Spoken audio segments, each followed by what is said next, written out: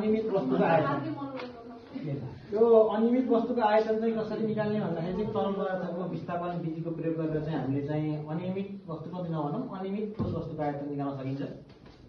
त्यसको लागि चाहिँ यसको आवश्यक सामग्रीहरू हामीलाई एउटा मेजरिङ सिलिन्डर चाहिन्छ।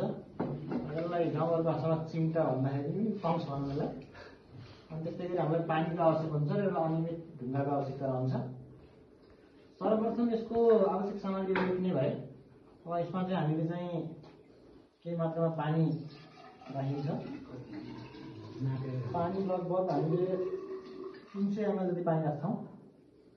पानी राखिसकेपछि अब हामीले बिरातिर बुझाउँदाखेरि अनियमित वस्तु भनेको कस्तो वस्तु भन्दाखेरि चाहिँ लम्बाइ चौडाइ र उचाइ नभएको फिक्स नभएको नियमित आकार नभएको वस्तुलाई अनियमित वस्तु भनेर बुझाउन सक्छौँ। र त्यस्तो अनियमित वस्तुको आयतन निकाल्ने क्रममा चाहिँ हामीले चाहिँ मेजरिङ सिलिन्डरमा पानी राखिसकेपछि अब यसलाई चाहिँ यो टङ्सको मद्दतले यसलाई चाहिँ सावधानीतापूर्वक यसलाई चाहिँ हामी मेजरिङ सिलिन्डरभित्र हामीले चाहिँ डिप गर्छौँ।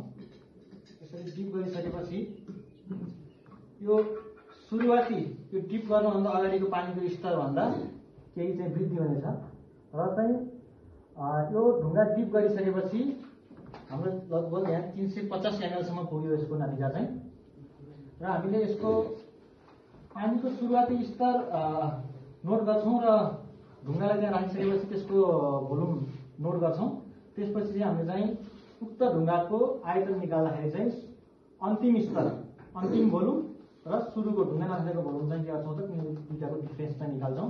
जसमा चाहिँ हाम्रो अघि चाहिँ 300 ml थियो लगभग अहिले चाहिँ 350 ml पुग्यो। यो 350 ml बाट 300 ml घटाउँदाखेरि यसको आउने 50 ml। र अब हामी भोल्युम चाहिँ 50 ml भनेर त भएन। भोल्युम चाहिँ हामीले पहिलेदेखि पढ्दै आएको 1 घनमिटरमा चाहिँ 1000 लिटर पानी अटाउँछ।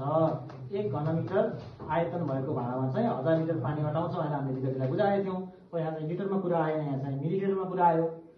यसमा के हुन्छ भन्दाखेरि चाहिँ 1 मिलिलिटर 1 cm³ भोल्युम भएको भाँडामा 1 मिलिलिटर पानी अटाउँछ।